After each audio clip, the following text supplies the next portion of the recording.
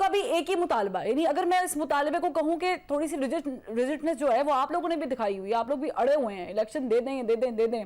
اب شیخ صاحب اتنی اچھی اچھی باتیں کر رہے ہیں, اتنی پیاری پیاری باتیں کر رہے ہیں کہ اس کا اختلاف کو حل کرنا ہی شاید ہمارے لیے بہتر ہے. تو یہ پوائنٹ آ نہیں گیا کہ اب آپ بات کر لیں الیکشنز کی, اگر ڈیٹ اناؤنس ہو گئی ہے تو پھر بات چیت کریں. اچھا فربا, شیخ صاحب کا تو بڑا احترام ہے اور بڑی اچھی انہوں نے بات کی ہے. دیکھیں بات یہ ہے, ہمارا تو مطالبہ تھا نیشنل الیکشن. حکومت نے کہا جی نیشنل الیکشن ابھی نہیں ہو سکتے, وہ اپنی مرضی سے کروا لیں. اب جو صوبائی انتخابات ہیں اس پہ تو آرٹیکل 224 کہتا ہے, ہم نے اس پہ کیا رجٹ ہونا ہے. آپ آرٹیکل 224 پڑھیں, اس کو اسکرین پہ دکھائیں, لوگ بھی پڑھیں, اس میں کوئی کسی قسم کی کنفیوژن ہی نہیں ہے.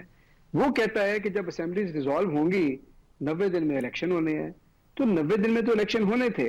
اب ہوا کیا, ہوا یہ ہے کہ حکومت یہ ایکسپیکٹ نہیں کر رہی تھی کہ پاکستان تحریک انصاف جو ہے وہ اسمبلیاں توڑنے میں کامیاب ہو جائے گی. آپ کو یاد ہے پہلے انہوں نے سب نے خود بھی کہا کہ جی آپ توڑ نہیں سکتے, آپ توڑیں گے تو ہم الیکشن کروائیں گے.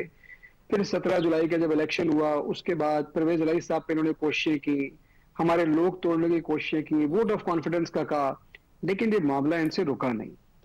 جب اسمبلیاں ٹوٹ گئی تھی تو اس وقت حکومت کا یہ کام تھا, اگر وہ ڈائیلاگ چاہتے تھے, اگر وہ ڈائیلاگ کرنے میں سنسیئر تھے, تو وہ ایک موقع تھا کہ وہ پاکستان تحریک انصاف کو دعوت دیتے کہ جی ہم ایک وقت پہ الیکشن کروانا چاہتے ہیں, آپ آ کے ٹیبل پہ بیٹھے اور ہم ایک ڈیٹ ایگری کر دیں.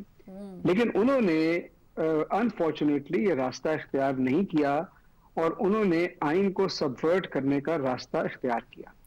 اور آپ نے یہ دیکھا کہ پہلے انہوں نے, اب تو یہ ہو گیا, یہ تو ماضی کا حصہ ہو گیا, اب تو ہمیں آگے کو دیکھنا ہے نا کہ آگے ہم نے کیا کرنا ہے. الیکشن اب دیکھیں, حکومت اگر الیکشن نہیں دیتی ہے تو پھر آپ لوگ کیا کریں گے, واپس سڑکوں پہ آئیں گے؟ نہیں, الیکشن کی تو ڈیٹ آ گئی ہے, کل کورٹ کا فیصلہ آ گیا ہے. آج الیکشن, آج دیکھیں میری سنیں نا بات, کل کورٹ نے فیصلہ دیا تھا, آج الیکشن کمیشن کا اجلاس ہوا ہے اور انہوں نے اپنا جو شیڈیول ہے وہ جاری کر دیا ہے الیکشن کا. مئی میں پنجاب میں, کے پی کے معاملے میں بھی کورٹ میں جا رہی ہیں, اس کی بھی ڈیٹ آ جائے گی, وہ بھی الیکشن ہوگا. اب آپ کیا کہہ رہی ہیں کہ حکومت اگر یہ کہے گی کہ ہم نے عدالت کا حکم نہیں ماننا, ہم نے آئین نہیں ماننا, تو آئین میں لکھا ہے کہ ان کے ساتھ پھر کیا ہوگا. یہ تو کوئی راکٹ سائنس نہیں ہے.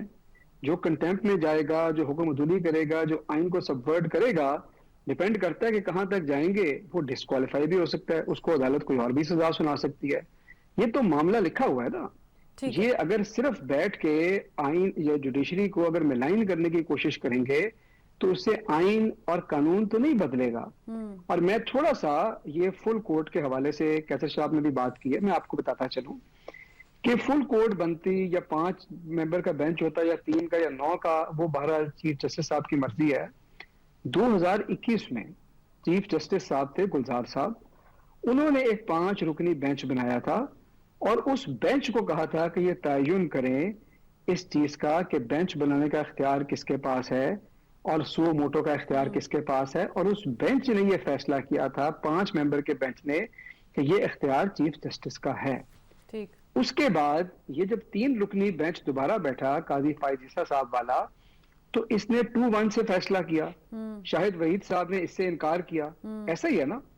اس کے بعد جو دوبارہ بینچ بنا ہے 6 رکنی بینچ, جس میں شاہد وحید صاحب شامل نہیں تھے, انہوں نے اس فیصلے کو کلعدم کیا ہے.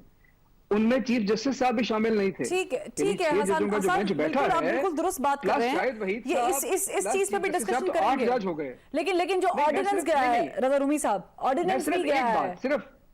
میں صرف ایک بات کہہ رہا ہوں, میں آپ کو بتاتا ہوں, اس پہ آتا ہوں. نہیں, میں پوائنٹ یہ کہہ رہا ہوں کہ وہ 6 ججوں کا بینچ, شاہد وحید صاحب اور چیف جسٹس صاحب, یہ مل کے بھی 8 ممبر بن جاتے ہیں. سپریم کورٹ کے ٹوٹل 15 ججز ہیں, یہ میجورٹی ہے. تو میں آپ کو صرف یہ اس بات کو رسپونڈ کر رہا ہوں کہ یہ فل کورٹ بھی ہوتا تو کوئی فیصلہ مختلف نہیں ہونا تھا. ٹھیک ہے, یہی فیصلہ, اسی طرح کا فیصلہ ہونا تھا.